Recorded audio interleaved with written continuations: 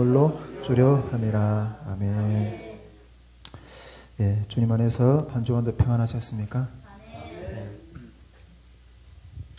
예, 오늘 이 말씀을 가지고 헤게모니의 역사를 깨자 하는 그런 묵상을 좀 같이 좀 나누려고 합니다.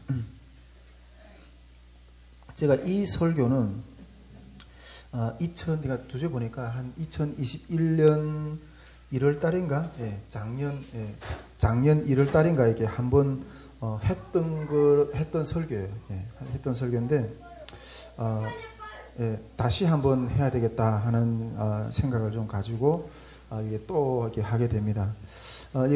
이 설교를 또 하게 되는 이유를 한 가지 예화를 들어서 좀 이렇게 말씀을 드리면 좋을 것 같아요. 어떤 교회에 어떤 목사님이 아주 좀 규모가 있는 교회인 것 같아요. 어떤 목사님이 이렇게 새로 청빙이 되어 왔대요.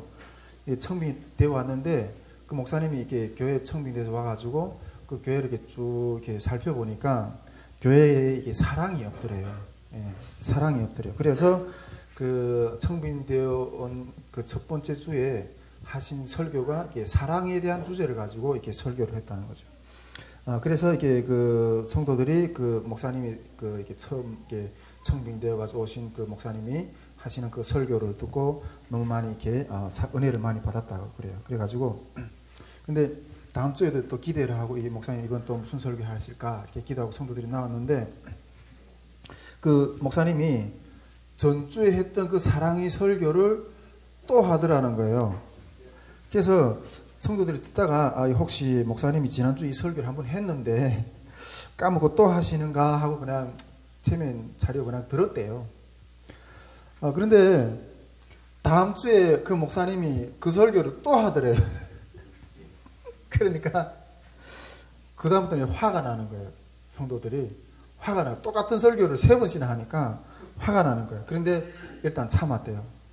그리고 일단 화가 나, 그 다음부터는 3번째 들은 데부터는 화가 난 거죠. 근데 일단 참았어요. 그런데 그 다음 주에 또 그 설교를 하더라고요. 그래서 이제는 못 참겠다고, 이렇게 해가지고, 그 교회 당회 이 장로 그룹들이, 장로님들이 딱 이렇게 그 상의를 해가지고, 그 목사님한테 가서 이렇게, 이야기를 했대요. 다음 주에 또 이 설교를 하면, 목사님 짐 싸서 해야 된다고. 짐 싸고 이렇게 나가야 된다고 이렇게 장로님들이 그렇게 권면을 했대요. 그런데 그 다음 주에 그 목사님이 그 설교를 또 했대요. 또 했대요. 네, 그 설교를 또 했대요. 근데 그 설교를 그렇게 말했음에도 불구하고 그 설교를 또 하니까 장로님들이 이 목사님이 무슨 의도가 있어서 이 설교를 계속 하시는구나. 그걸 깨닫고 그러면서 우리에게 진정한 사랑이 없어서 목사님이 이걸 될 때까지 이야기를 하시느라고 이 설교를 하시는구나. 그렇게 듣고 완전히 회개가 터졌대요. 그러면서 은혜를 받았다는 어떤 그런 이야기를 내가 어디에서 이렇게 들었던 것 같아요. 네. 제가 우리 그 선교회를 이렇게 쭉 돌아보면서 지금은 우리 선교회에 딱 알짜배기들이 남았다고 저는 생각해요. 예. 알짜배기들이 이렇게 남았다고 생각하고, 우리 지금 여기 몇 사람이 안 모여 있지만은, 한 사람이 10명을, 예. 한 사람이 100명을 감당할 수 있는 어떤 그런 영적인 어떤 무게가 있는 사람들이 여기 앉아있다고 저는 그렇게 생각해요. 예. 우리 여기서 한 사람 한 사람의 그 영적인 기운들이죠. 사람이 머릿수가 아니라 한 사람 한 사람이 가지고 있는 그 영적인 기운들 있잖아요. 구약 성경에 보면 그 이스라엘 선지자들 보고 뭐라고 표현했어요? 이스라엘이 군대여 이렇게 표현했거든요. 선지자 한 사람을 보고 이스라엘 군대라고요. 이스라엘이 그 온 전체 군대보다 그 선지자 한 사람이 나은 거예요. 그 선지자 한 사람이 하나님이 하나님 앞에 기도할 때 그 대적들을 그 이사야가 그 기도했을 때 하룻밤 사이에 16만 8천인가 몰살했잖아요. 그러니까 이 선지자 한 사람이 그만한 그 영적인 무게가 이게 어마어마한 거예요. 근데 제가 봤을 때는 우리 여기 선교에 앉아있는 사람이 한 사람 한 사람이 10명, 100명을 감당하는 어떤 그런 어마어마한 중보자들이라는 거죠. 할렐루야? 예.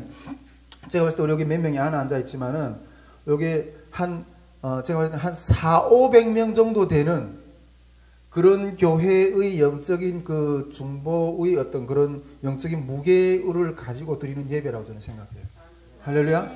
예. 우리 여기 지금 400~500명이 앉아 있습니다. 할렐루야? 그런 영적인 능력을 저는 가졌다고 저는 그렇게 생각해요. 솔직히 우리 뭐 계속 제가 이렇게 교만하게 이야기하는지는 잘 모르겠지만은 저도 이렇게 그 한국 교회 가운데 이렇게 북한 선교를 하는 영역들, 교회들, 개척교회들 뭐 이런 것들 가운데서 솔직히 이만한 영적인 힘을 가진 데는 없다고 저는 생각합니다. 이만한 우리가 뭐 지금까지 하나 앞에서 걸어왔던 그런 걸음들이 이렇게 결코 작은 걸음은 아닌데 이 정도의 어떤 강력한 영적인 돌파를 해내는 데가 없어요. 저는 그렇게 믿어요.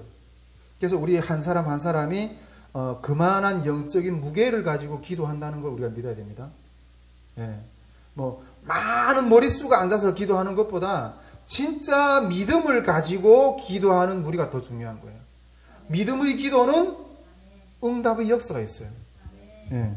그렇기 때문에 우리가 저는 이 다시모니터 선교의 이 기도를 가볍게 보지 않아요. 예. 어쨌든 제가 말하고 싶은 것은 우리 선교회가 가지고 있는 그런 영적인 무게, 또 우리 한 사람 한 사람이 주님 앞에서 감당하고 있는 그 귀한, 우리 한 사람이 10사람 앉아놓는 것보다 낫다니까. 할렐루야?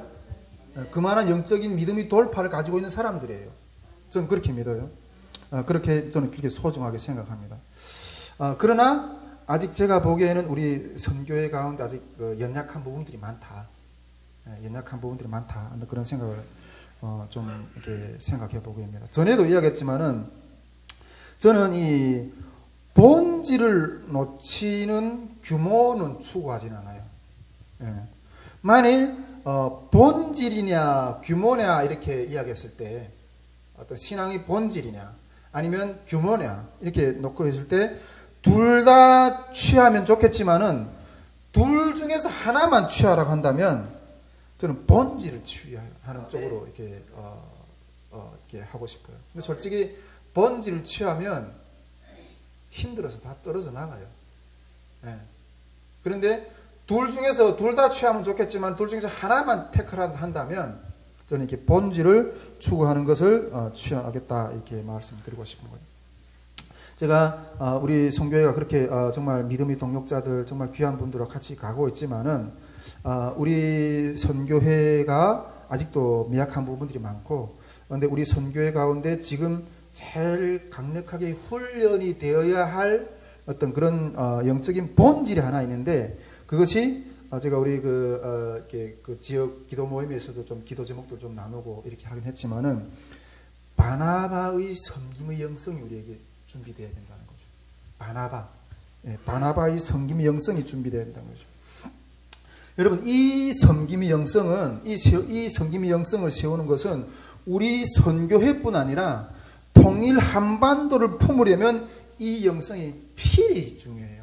필히 우리 가운데서 세워져야 된다는 거죠.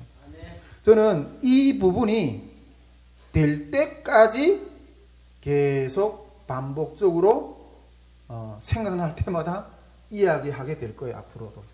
할렐루야. 예. 왜냐하면 우리 선교회는 사람을 모으려는 하는 게 목적이 있는 게 아니고 이 주님의 생명이 살아나는 것 그것에 목적이 있기 때문이에요. 할렐루야. 예. 그렇기 때문에 오늘 좀 이렇게 그 영적인 본질을 강조하고 싶어서 이 주제를 나눈다 하는 것을 이렇게 말씀드리게 됩니다. 먼저 오늘 말씀을 좀 들여다보면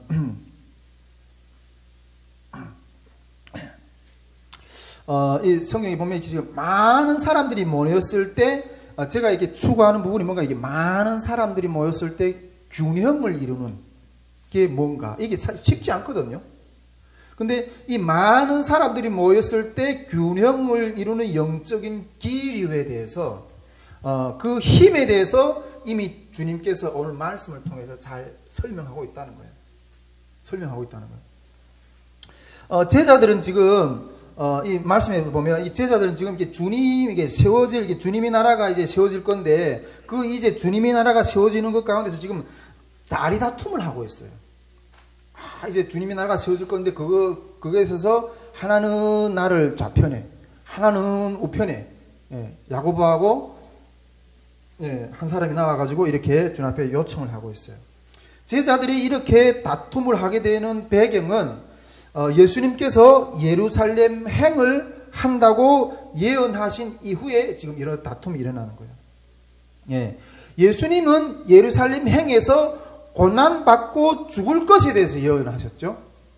그런데 스승이 죽는다고 하는데 이렇게 자리다툼을 할 분위기가 아니거든요, 제자들이. 그런데 이렇게 자리다툼을 하는 이 원인은 예수님의 메시아관하고 이 제자들이 메시아관이 달랐기 때문에 그렇다는 거예요. 예수님의 메시아관은 어떤 것이었어요? 내가 예루살렘에 가서 이제 죽게 될 거다. 이것이 예수님의 메시아관인데 이 예수님이 이렇게 말씀하시는 이유는 온 인류의 죄의 문제를 해결하기 위해서 죄로부터 인류를 해방하시기 위해서 구세주로서 이제 예루살렘에 올라가서 십자가에 못 박혀 죽으실 대속의 사역에 대해서 주님이 말씀하셨어요.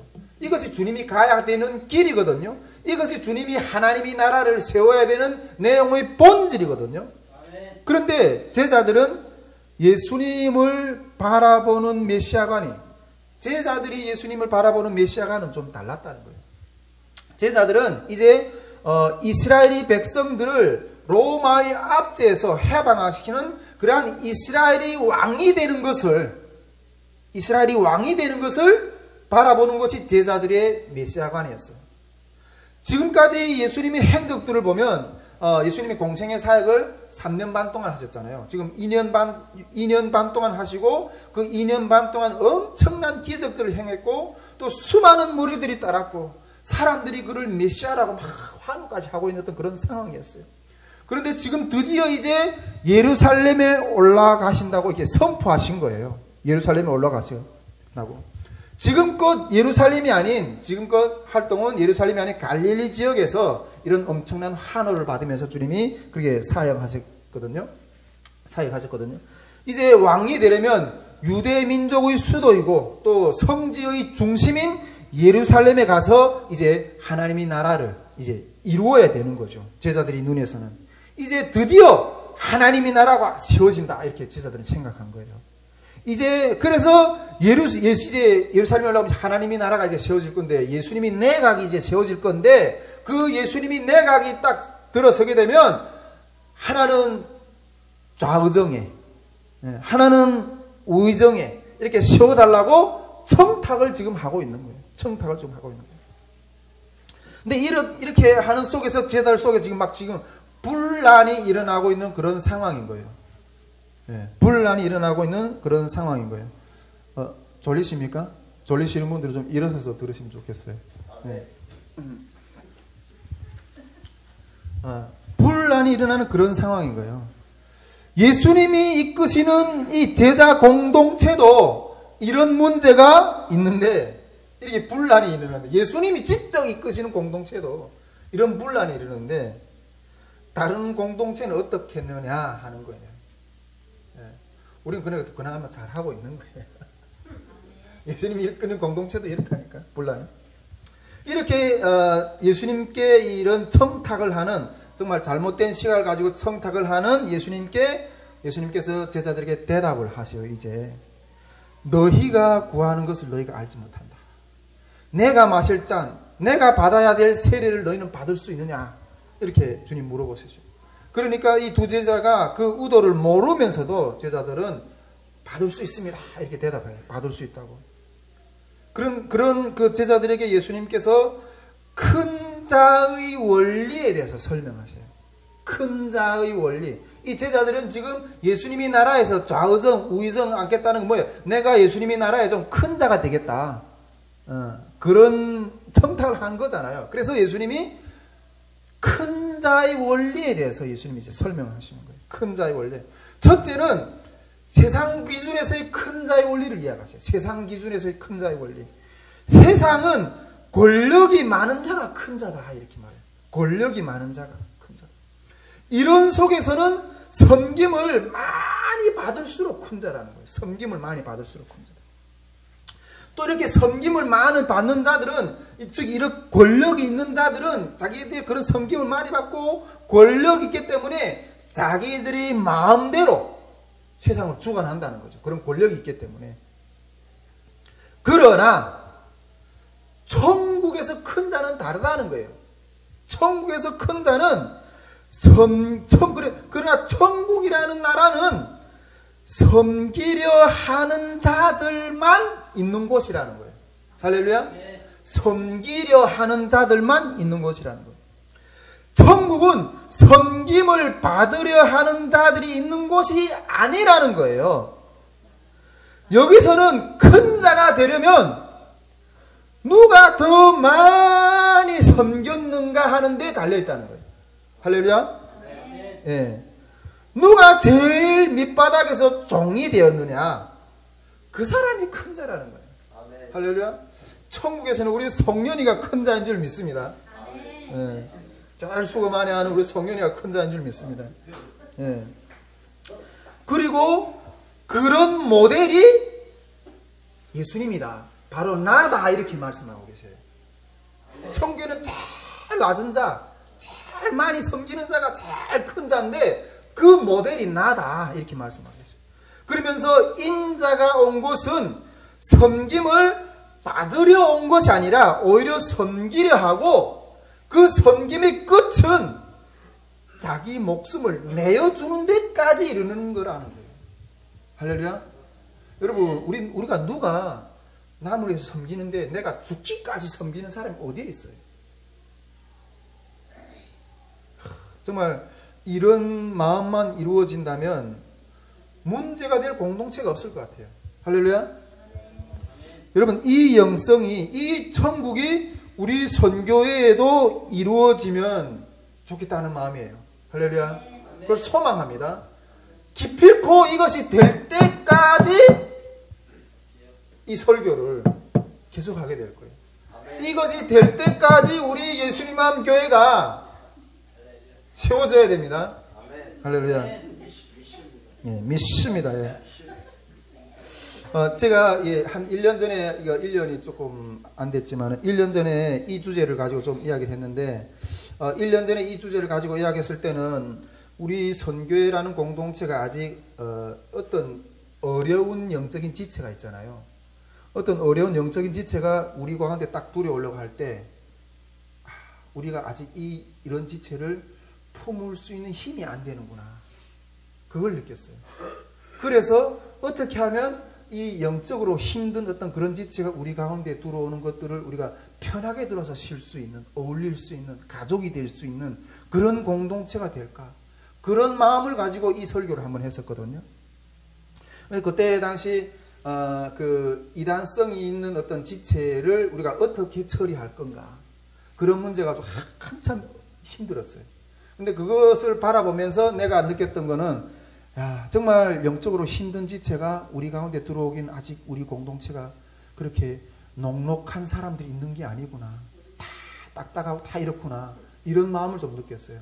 그런데 제가 예수님 마음교회 와가지고 요거는 어좀 좀 해결이 된 것 같아. 예수님 마음교회 와가지고 이런 마음들은, 이런 영적인 마음들은 많이 배웠던 것 같아. 그래서 이제는 정말 영적으로 어떤 힘든 지체가 우리 가운데 들어와도 우리는 그래도 좀 이렇게 좀 품어줄 수 있는 어떤 그런 영적인 분위기가 좀 어제는 좀 된다는 마음이 들어요. 참 예만 공동체하고 하나님 같이 훈련시키면서 우리도 성장하고, 또 하나님께서 예만 공동체도 성장시키시고 서로가 서로를 성장시키시는 어떤 그런 은혜가 있었던 것 같아요.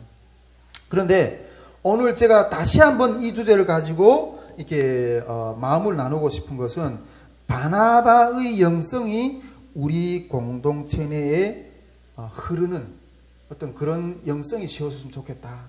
그 마음을 가지고 좀 이렇게 나누고 싶은 거예요. 예. 저는 바야흐로 우리 선교회가 성장을 하려는 어떤 영적인 문턱 앞에 섰다고 생각해요. 할렐루야. 이제는 성장하려고 하는, 이제 내년도부터 하나님의 어떤 기름 부심이 임할 거라고 저는 믿고 또 그렇게 간구할 건데, 바야흐로 이게 성장을 할 거라는 어떤 그런 영적인 문 앞에 이제 이미 딱 섰다고 저는 생각해요.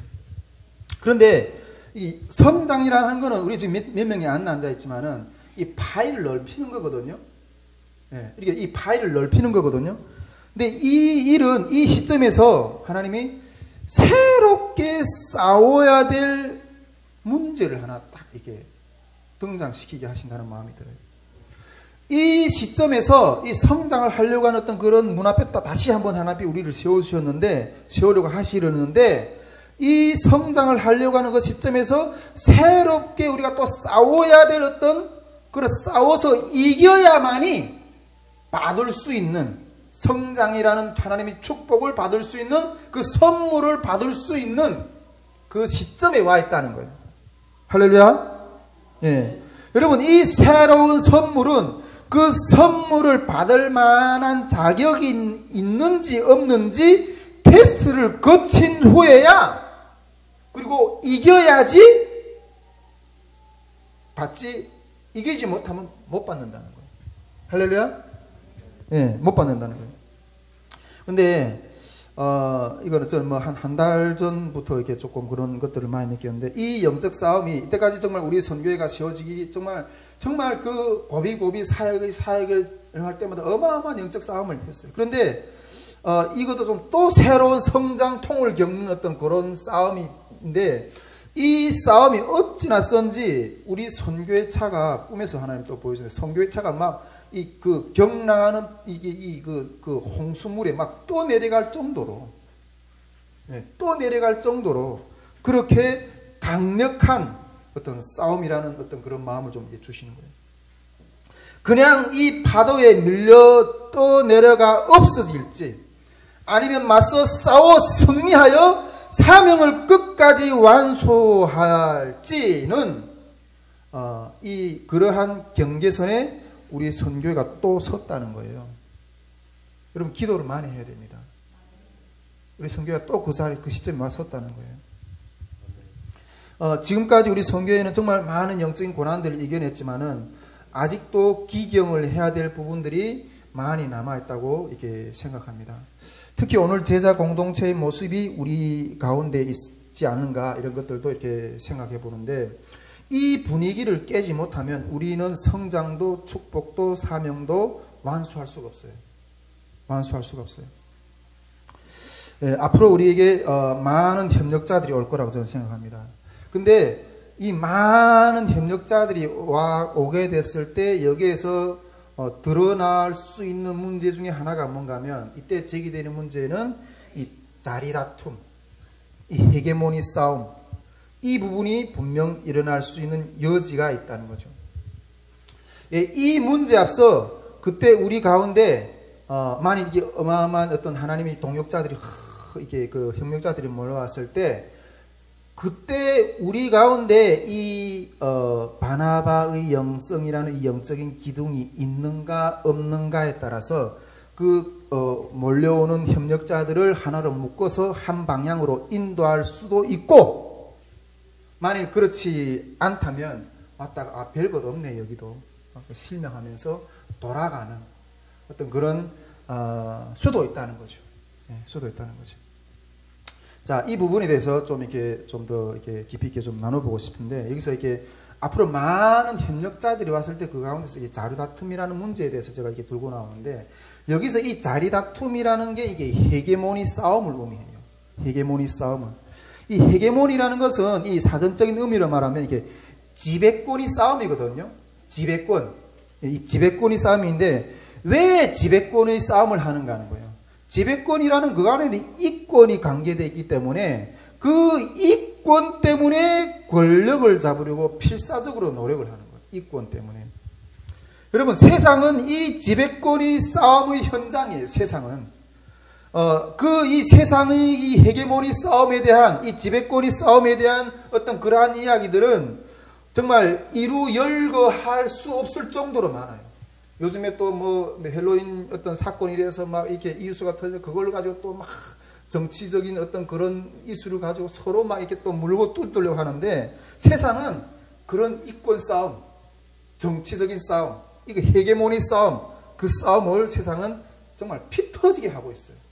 뭐 들여다보기도 진절머리 나요. 진절머리 나요. 그런데 여러분, 이 영이 교회 안에도 들어와 있다는 거예요. 이 영이 교회 안에도. 어떤 면이 이 헤게모니 영인가? 여러분, 이 헤게모니 영이 예수님을 십자가에 못 박혀 죽인 영이에요. 할렐루야. 예수님은 인류의 죄 때문에 죽었지만은 외형적으로는 유대 사회의 민심이 당국자들에게 아니라 예수님께 쏠리는으로 인해서 예수님께 기득권이 이렇게 뺏겨지는 것처럼 보이는 거예요.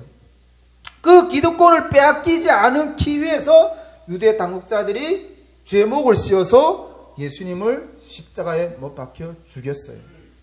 이 헤게모니 영이 예수님을 십자가에 못 박혀 죽인 영이라는 거예요. 예. 저는 솔직히 우리 선교회는 뭐 이권 다툼을 하는 어떤 그런 곳이 아니잖아요. 예. 모두가 다 이게 자원해서, 다 우리가 뭐 여기서 뭐 월급 받는 것도 아니고, 다 자기 시간과 자기 노력과 이런 걸 들여서 자원해서 섬기는 어떤 그런 부분들이잖아요. 그런데도 이런 연약한 부분들이 좀 들어 보인다 하는 어떤 그런 마음을 좀 이렇게 생각하게 됩니다. 지난 기간 우리 선교회 가운데도 어떤 그런 모습들이 좀 이렇게 보였는데, 이 주도권을 잡기 위해서 이렇게 좀 다툼을 했던 그런 모습들이 몇 가지 좀 보였거든요. 뭐 제가 구체적으로 다 이야기는 하지 않겠지만은 간단하게 좀 설명드리면, 한 번은 우리가 그때 2차 통일 캠프를 하고 나서 한 번은 어떤 지방에 있는 어떤 간사님이 여기에 이게 소망이 있다. 내가 이제 인생에 뭐 이렇게 내 체력을 소비해서 이렇게 쏟아부어서 하나님을 섬길 수 있는 시간이 한 10년 정도밖에 없다고 생각하는데, 이걸 내가 어디다 바칠까 이렇게 기도하던 중에 우리 선교회를 딱 보고 여기다 내가 바쳐야 되겠다. 이렇게 지방에 집까지 다 정리하고 전임을 이렇게 하려고 이렇게 우리 선교회에 이렇게 왔었던 때가 있었어요. 저는 그때 그걸 보고 우리 선교회도 이런 일이 일어나네. 나한테도 이런 일이 일어나네. 너무 감사했어요. 그런데 그 지체가 우리 선교회에 탁 오려고 하는 어떤 그 모습을 딱 보고, 그 전까지는 그냥 한 발만 살짝 이렇게 담그고 있던 어떤 지체가 갑자기 확 접근해 오는 거예요. 확 접근해 오는 거예요. 생각하기를, 내가 잘못하면 저 친구한테 내 자리를 뺏기겠네? 아마 이렇게 생각했던 것 같아요.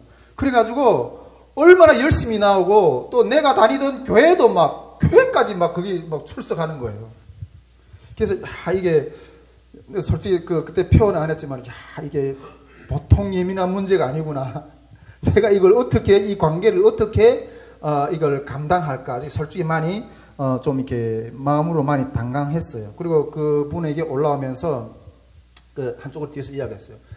기존에, 여기서 들어와서 이렇게 자리매김을 하려면 기존에 있는 텃세 사역자들이 있는데, 저 그렇게 표현하면 참 죄송하긴 하지만은, 그래도 나름대로 열심히 섬기시는 저에겐 다 고마운 분들이거든요. 근데 그 기존의 이 텃세의 자리를 어떻게 극복해야 될까? 지혜롭게 극복해서 차근차근 선교 안으로 들어오는 어떤 그런 내용에 대해서 많은 대화를 나누면서 그렇게 이야기를 했거든요. 예. 그것도 어떤 그런 모습이 아닐까 좀 그렇게 생각이 되고, 지금 제가 우리 몇 안 되는 우리 스태프들이 가운데 있지만은, 제가 지금 이렇게 가정이 어려워가지고 싱글로 있잖아요. 예, 싱글로 있으니까 이런 가운데서 보면서 좀 그런 마음들을 좀 많이 느끼는 것 같아요. 그런 마음들을. 뭐 혹시 아니면 말고요. 이게 누가 더 이렇게 목사님의 뭐 제가 잘난 건 없지만은 관심을 더 이렇게 많이 받는가? 관심을 더 받는가? 이런 신경전이 좀 보이는 게 아닌가 그런 생각이 좀 들어요. 아니면 말고요. 제가 기존 교제권에 딱 갔더니, 어떤 교제권에서 딱 갔더니, 이렇게, 우리 여기 뭐, 간사님들도 앉아있지만은, 주한 형제가 여자를 데려왔네. 이렇게 이야기. 여자를 데려왔네. 예. 제가 이런 오해를 한두 번 받는 게 아니에요. 한두 번 받는 게 아니에요. 새로운 이성들이 이렇게 성경에 이렇게 붙을 때마다 그런 이렇게 오해를 좀 이렇게 받게 되는 것 같아요. 제가 우리 저기 소그룹 기도 모임에서는 조금 나눴지만 내가 너무 마음이 조금 산란해가지고 내가 이게 가정이 어려우니까 잠깐 내가 이게 사역을 좀 멈춰야 되는 게 아닌가 그런 생각까지 했다니까요. 이렇게 오해를 받으면서 이렇게 하는 게 맞는가 어떤 그런 생각까지 좀 이렇게 할 정도였어요. 예. 근데 전에는 이런 모습이 저희 사모한테서 보였거든요. 저희 사모가 저에게 목사님 제 주변에 어떤 이성이 내 남편 주변에 설치는가, 꼬리치는가, 이렇게 핸드폰은 막 이게 핸드폰 매일마다 검사받았어요. 어떤 자기가 같이 못 다닐 때는 이렇게 스파이를 이렇게 심어두기도 하고, 예, 스파이를 심어두기도 하고, 정말 이렇게 그 예리한 눈초리를 피할 수가 없었어요. 예리한 눈초리를 정말 늘 이렇게 숨 막히는 어떤 사역을 할 수밖에 없었어요. 숨 막히는 사역. 한 번은 그래서 어떤 목사님 부부하고 이렇게 그 대화 중에 그 사모님하고 아주 허심탄회하게 대화를 했어요, 제가. 물론 이 사모님들이 역할이 중요하다고 저는 생각해요. 그리고 그 중요한 역할 가운데 순기능도 분명히 있다고 생각해요. 순기능도. 그러나 잘못하면 역기능으로 또 변화될 수도 있는 거죠. 역기능으로. 제가 그래 그 사모님한테 물었어요. 그러면 사모님들이 믿음은 어디에 있는데? 사모님들이 믿음은 어디에 있는가 하고. 우리 여러분 그 영화 월룸 영화 봤죠? 그 미국 영화인가요? 제가 우리 그 회복학교를 이렇게 하게 되면 그 기도 파트 강의할 때 그 월룸 영화를 꼭 보여주고 싶어요. 꼭 보여요. 그 월룸에서 보면 그 부부 가운데 그 아내가 이 관계가 좀 안 좋아지다가 남편이 어느 여자하고 이렇게 여성하고 이렇게 바람 핀다는 소식을 들었어. 그런데 옛날 같았으면 달아가서 정말 목숨 꺼져서 막 해냈겠지. 그런데 주님을 진정으로 믿고 또 그렇게 한 후부터는 그 소식을 듣고도 골방에 들어가서 기도를 해요. 하나님, 나는 아무것도 할 수 없다고. 나는 아무것도 할 수 없다고. 그러면서 울면서 기도할 때 하나님이 기적적으로 그 불륜 현장에서 그걸 이루지 못하게 하나님 하신 역사들이 이렇게 하는 걸 봤어요. 여러분, 사모님들, 아내분들, 내 자녀, 내 남편을 어디까지 따라다니면서 관리할 수 있어요? 어디까지 따라다니면 관리할 수 있는가 하는 거죠.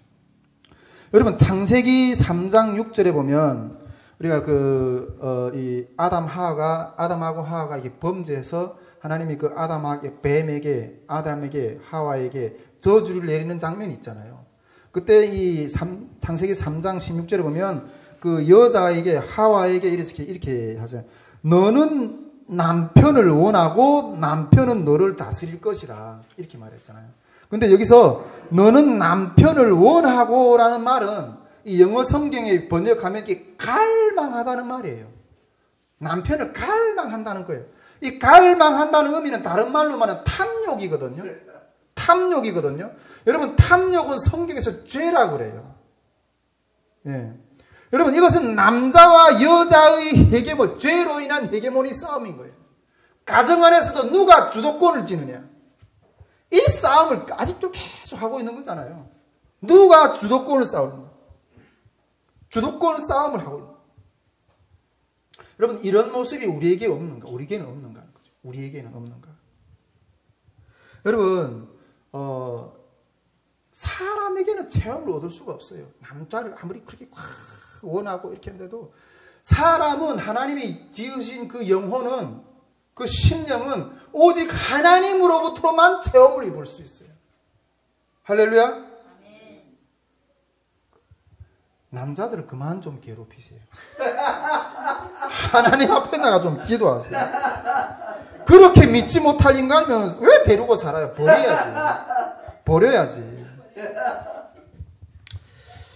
우리 송교회가 앞으로 정말 이렇게 많은 어떤 그런 영역들을 하나님 펼쳐가실 건데, 스텝들이 리더의 측근이 아니라 중보자가 되어야 돼요.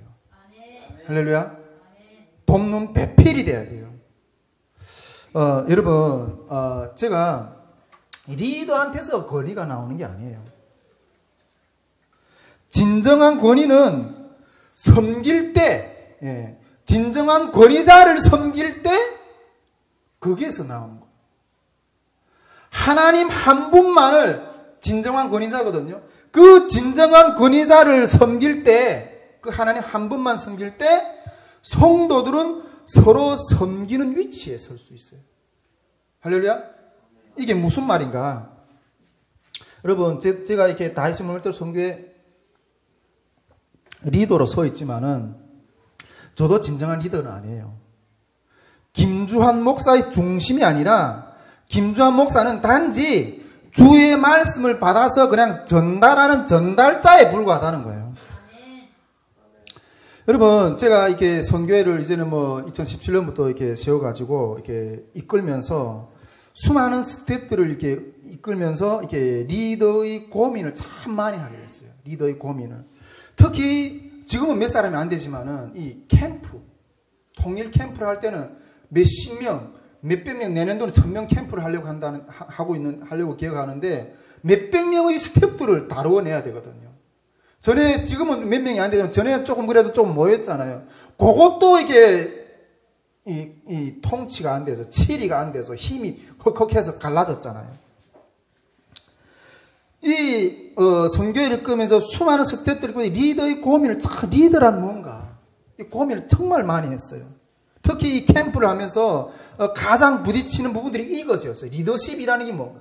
그래서 리더십에 대한 책들도 보고 강의도 들어보고 많은 어떤 멘토들하고 이렇게 상담도 하고 이러면서 몸부림쳤어요. 여러분, 리더라는 건 결국 통솔력이거든요.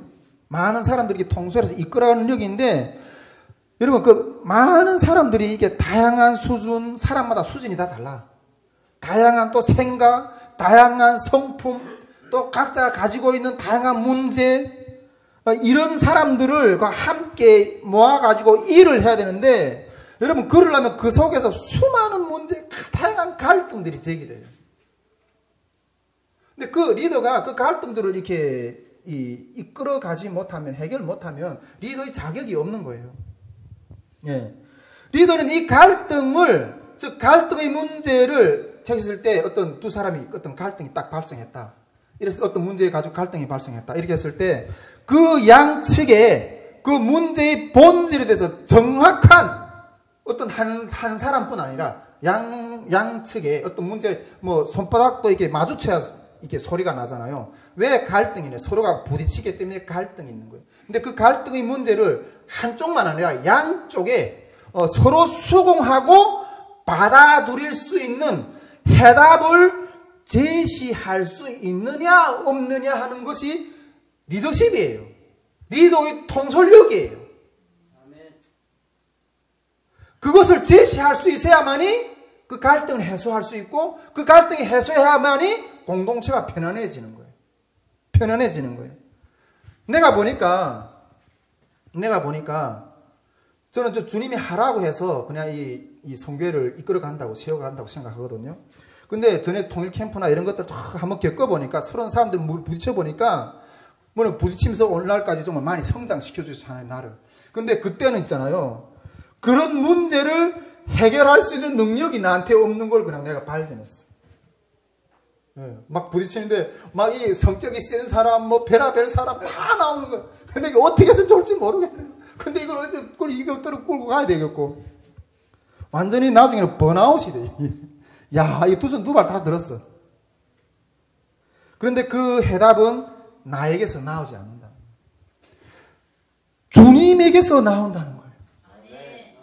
이 문제에게 양 사람에게 이 문제에 대해서 두 쪽 다 토를 달 수 없을 정도로 하늘에서 주시는 지혜, 그 문제에 대한 본질을 딱 해석해 놓으면 양쪽이 그렇구나, 이 문제의 본질이 이것이구나, 양쪽 다 그것에 대해서 수긍하고 받아들이고 그 문제에 대해서 덮어지거든요.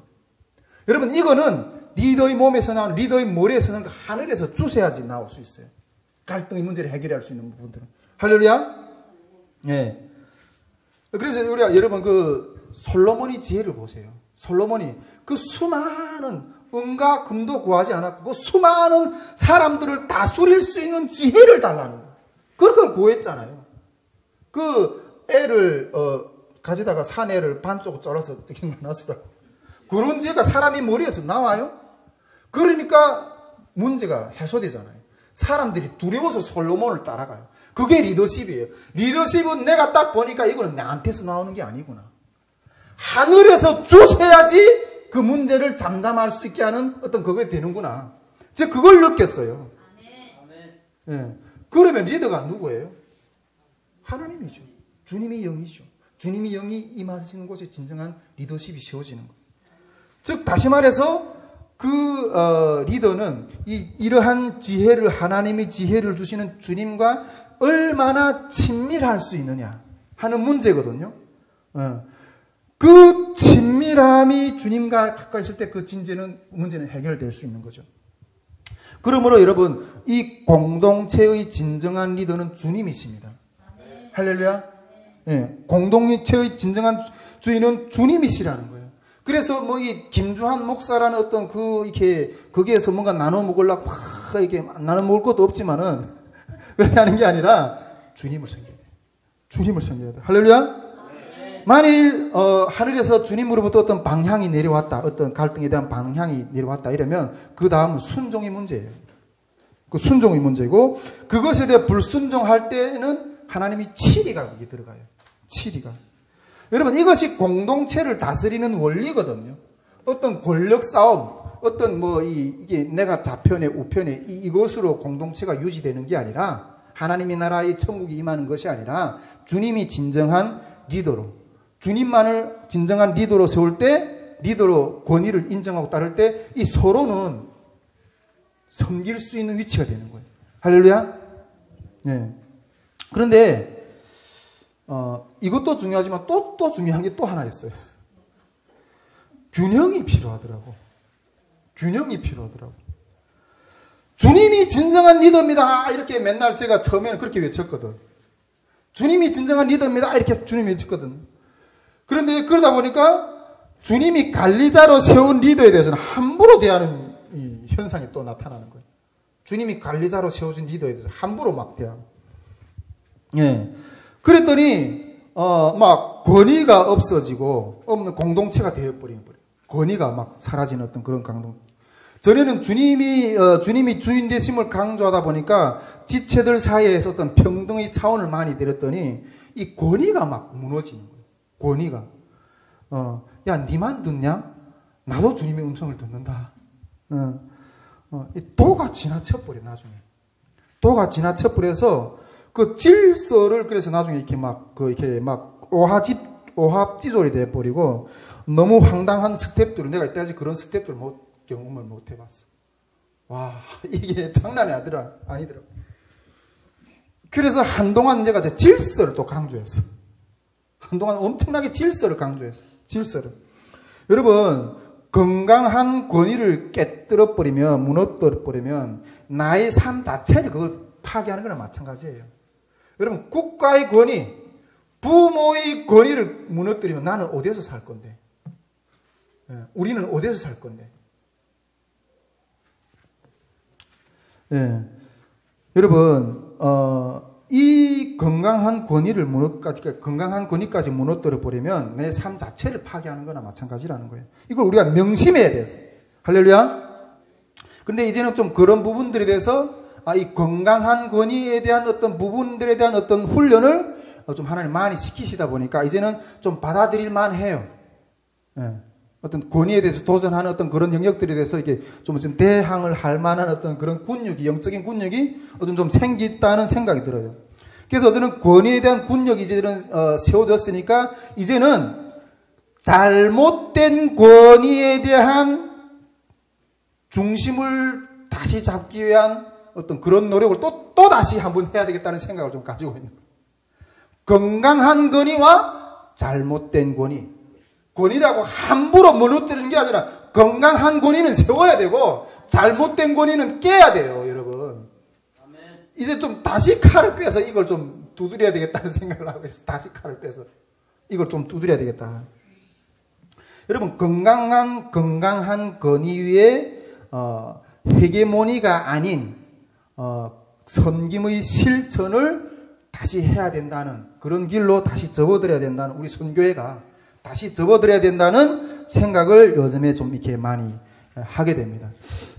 그 실천으로 지난 기간에 우리가 좀 했던 어떤 그런 모습들이 좀 있어요. 뭐 여러 가지 어떤 그런 것들을 많이 이렇게 했지만은 특별히 한 가지만 조금 강조하면 이렇게 호칭 문제에서 호칭. 예. 제가 우리 특히 이렇게 캠프를 할 때는 형제자매, 이렇게 목사님, 권사님, 뭐 사모님, 선교사님, 장로님 이거 다 내려놓고 그냥 형제님, 자매님 이렇게 부르려고 그랬거든요. 예. 근데 이게 그런 식으로 이렇게 들어가면 이 계급장을 다 내려놓고 오픈해야 되거든. 내 삶이 그렇게 될 때 이 오픈이 돼요. 우리 삶이 서로 오픈이 되거든요. 목사든 권사든 집사든 선교사든 평신도든 다 내려놓고 다 형제자매니까 삶을 오픈해놓고 서로의 어떤 소통이 이루어져요. 소통이 이루어지면서 기도, 목사님, 목사라고 부르는 형제도 나는 이런 삶이 이런 기도 제목이 있습니다. 그래서 나는 예수님이 필요한 존재입니다. 목사가 아니라 나는 이렇게 예수님이 필요한 존재입니다. 평신도도 오픈이 되니까 나는 이렇게 연약한 존재입니다. 나도 예수님이 필요합니다. 여러분, 이 권위, 잘못된 권위를 내려놓으면 오픈이 되고 예수님 한 분만 이렇게 높여지는 어떤 그런 이 영광이 있어요. 이런 유익이 있어요. 예. 그 가운데서 서로 가족이 되는 거예요. 가족, 목사님, 장로님, 선교사님 어떤 그런 회사가 아니라 가족이 되는 거예요. 그런 영적인 흐름이 있는 거죠. 여러분, 제가 이 형제 자매의 영성을 다시 강조하려고 하는데, 여러분, 이 건강한 권위를 가진 자가 형제 자매로 불리우는 것은 말씀이 육신이 되어져 가는 어떤 그런 육화 과정이 된다는 거예요. 할렐루야. 예. 저희가 이렇게 앞으로 그렇다고 해서 또 막 건강한 권위까지 막 때려잡고 이러면 안 돼요. 그건 곧 자기를 파멸시키는 거지. 예. 제가 이후 이 선교의 사역들 가운데서 이 호칭을 계속 강조하려고 하는데, 이때까지는 통일 캠프 때만 그걸 강조했어요. 통일 캠프 때. 근데 이제는 말씀학교, 회복학교 때도 다 형제 자매로 호칭하면서, 예, 건강한 권위 가운데서 사랑을 실천하는, 섬김을 실천하는, 섬김이 실천될 때 가족 공동체가 된다니까. 예, 그걸 실천해 보려고 해요. 여러분, 이게 작은 문제 같지만 이거 어마어마한 영적 싸움이에요. 여러분, 요것만 탁 터치돼도 이 남북의 이 문화적인 격차, 이 높이의 격차, 이게 주님 안에서 한 방에 이렇게 열어지는 어떤 그런 역사가 일어난다니까요. 할렐루야. 와, 이게 여러분, 요 영적인 분위기만 우리 선교회를 중심으로 해서 이 한국교회 가운데, 우리 탈북민 사회 가운데, 북한 선교 영역 가운데, 저 북한 땅에 흘러가도 수많은 문화적 차이를 잠재우고 형제자매가 될 수 있는 역사를 세워낼 수가 있습니다. 예. 여러분, 섬기는 자가 큰 자라는 이 영성의 삶이 체질이 될 때 우리 선교회는 더 큰 그릇이 될 것이고, 통일 선교의 역사를 감당해내는 귀한 도구로 쓰임받을 겁니다. 할렐루야. 성경에는 이러한 섬김의 능력을 잘 보여준, 가장 잘 보여준 인물이 바나바라고 생각하는데, 이러한 바나바의 영성이 우리 가운데 임할 수 있기를 소망합니다. 바나바는 자기가 안디옥 교회의 담임 목사였지만은 자기 자리를 내려놓고 사도 바울을, 자기보다 능력이 많은 사람 사도 바울을 불러다가 목회를 했고, 또 그러면서 사도 바울을 세워줬고, 또 또 마가도 이렇게 성경을 기록한 마가도 또 세워주는 어떤 그러한 역사를 세워냈던 거예요. 섬기기만 하면 그러면 나는 뭔데? 나는 뭔데? 내 거 다 퍼주고 나면 나는 뭔데? 이렇게 말할 수 있는데 나는 하나님으로부터 공급하는 거예요. 주라. 그러면 넘치도록 주님 채워줄 거다. 주님 그렇게 말씀하셨잖아요. 하나님으로부터 공급되는 게 있다니까요. 하나님으로부터 공급되는 거. 여러분, 저는 이 교회보다는 선교회의 범위가 크다고 생각해요. 교회보다는 선교회의 범위. 물론 교회의 장점도 있고 단점도 있고 선교회라는 어떤 시스템의 장점도 있고 단점도 있어요. 이 교회는 상시적으로 이렇게 사람들이 많이 모일 수 있는 어떤 그런 무리들이 될 수 있죠. 그러나 개교회밖에 안 되는 거예요. 근데 때로는 좀 이렇게 뜨뜻미지근한 어떤 그런 부분들이 많아요. 그러나 선교회는 이 개교회의 영역을 넘어서거든요. 개교회의 영역을 넘어서서 연합할 수 있는 시스템이에요. 그렇지만 또 뜨겁기도 하고 그 가운데 하나님 기름 부으시는 역사들을. 그러나 어떤 이렇게 행사나 어떤 그런 것들이 없는 때는 이렇게 몇 명이 모이지 않고 기도할 때는 조금 이렇게 평소에는 좀 외롭고 쓸쓸할 때도 있어요. 그러나 이 선교회라는 이 그릇은 큰 거예요. 할렐루야. 개교회의 범위를 넘어서는 거예요. 이 한국에 나와 있는 3만 5천 명이 영혼들을 품겠다고 하는 어떤 그런 구호가 교회가 외치는 거하고 선교회가 외치는 거하고 실제적으로 이렇게 열매를 맺어낼 수 있는 시스템이 달라요. 예, 다르다는 거죠. 예, 우리 선교회가 이 섬김의 깊숙한 축복을 먼저 받아야 돼요. 할렐루야. 그리고 이것은 우리가 믿음으로 전진하지 않으면 시험으로 다가올 거예요. 이 깊숙한 영적인 축복을 먼저 받아야지 넓이의 축복이 와요. 할렐루야. 넓이의 축복이 와요. 예. 앞으로 우리 선교회에 정말 더 다양한 스텝들, 다양한 어떤 그런 분들이 올 거예요. 그런데 우리 가운데 이 영성이 먼저 세워질 때 담아낼 수가 있어요. 담아낼 수가 있어요. 섬김을 받는 자가 큰 자가 아니라 섬기는 자가 큰 자다. 여러분 이 주님의 말씀을 명심하고 또 명심하고 또 명심해야 돼요. 그래야지 우리 선교회가 하나님이 주신 이 통일 선교의 북한 선교를 향한 하나님의 사역을 충분하게 감당할 수가 있어요. 이 선교의 사역에서 나는 걸림돌이 될 건가? 아니면 쓰임받는 도구가 될 건가? 이 영적인 분별을 정확하게 하고 서가야 된다는 거죠. 예. 단지 이 영적인 성령이 할 때, 이런 축복이 어떤 그런 훈련을 할 때, 단지 우리 선교회만 성장하는 것이 아니라, 한반도를 담아낼 수 있는, 통일 한반도를 담아낼 수 있는 영적인 그릇이 될 수 있다는 거죠. 네. 통일 한반도를 담아내려면 이러한 영적인 축복이 먼저 임해야 된다는 거죠. 그래야 더 많은 일꾼들이 하나님의 한 일을 바라보면서 서로 연합해 나갈 수 있어요. 할렐루야. 예, 저는 간절히 소망하는데, 솔직히, 제가, 이 설교를, 정말 몇몇 주 전부터 좀 하고 싶었어요. 그런데, 기도하고, 마음으로, 기도하다가, 오늘 좀 이렇게 하게 되는데, 여러분, 쓰임 받읍시다, 주님 앞에서. 우리 마음의 그릇을 넓혀서, 더 많은 주님의 역사들을 함께 축복을 누리는 저와 여러분이 될 수 있기를 주님으로 축복드립니다. 예, 우리 뒤에 불 좀 꺼주시고 우리 함께 이 시간 기도하기를 원합니다.